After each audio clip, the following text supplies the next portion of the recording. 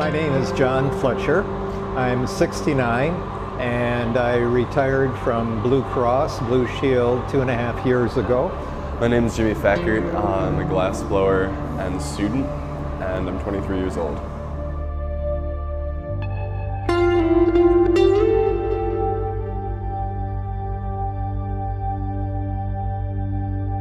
Glass as functional art has been around for several thousand years.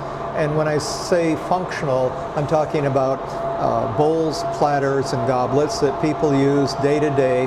And these would be affluent, well-to-do people 2,000–3,000 years ago. As glass became quickly more decorative, its appeal expanded well beyond the centers in be it China or India or Asia or Europe, especially in Europe where glass is renowned for its technical prowess. And today the glass movement that occurred most recently was about 50 years ago in the 60s. And there wasn't a lot of contemporary glass being produced at that time. But Harvey Littleton and a host of other people got together. There was a movement, especially in Toledo, Ohio, and they started what I call affectionately the New Glass movement.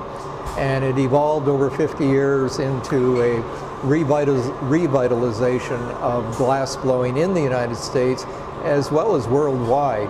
So it became an international effort, if you will. The exposure was huge. It was relatively slow through the 60s, but the 70s was the bloom, and the 80s there were flowers everywhere in terms of these creative people grabbing pipes and blowing glass. It's just been wonderful what's occurred since the early 60s. Nobody has the same art scene that Detroit has, and that's because it's a mutual thing. Detroit affects the artists within it, and then the artists affect and talk back to Detroit. But I mean, I think that it's great for the community and brings a lot of people in, and it's one of the things that I think we can really look forward to growing in Detroit. And you know, if we don't have cars, what do we have? Well, we have art, we got food, we got beer now, so hey.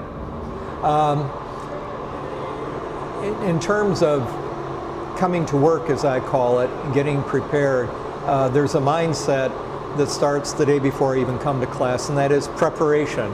I'm a student, a part-time student, and that means the night before I plan out what kind of glass in terms of powder or broken glass, small particles, what materials I'm going to need. I may do a sketch, and I'm going to think about, am I going to do 2 or 3 pieces, time allowed, and pack my bags, come to class, get there early.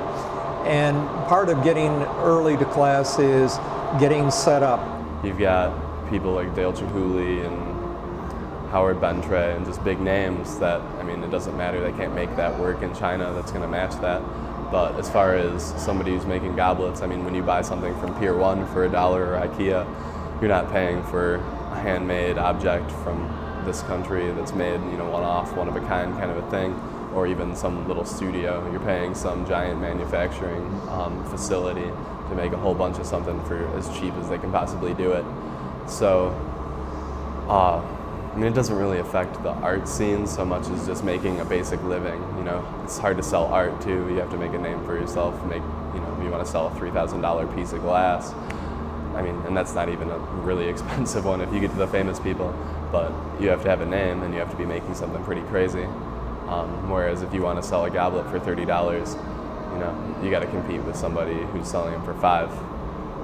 You got to still do something different and make them sell. I'm treating glass blowing fairly seriously. Would love it to be a vocation, but it's an issue of the number of years I have to do it and the number of years I need to refine skills, that type of thing.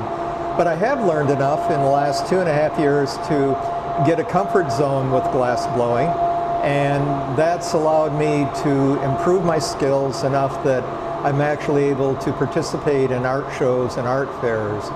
One piece of advice. take your time with it. I guess it's really expensive once you get involved in it. It's hard because you kind of get the itch real fast. It's a lot of fun. It's something that you're never going to be able to, recreate in any other thing. So you can start with a local studio, and take a couple classes and see if you really like it. And then you can dive in, I guess. Just dive in. Make sure you can afford to support it though.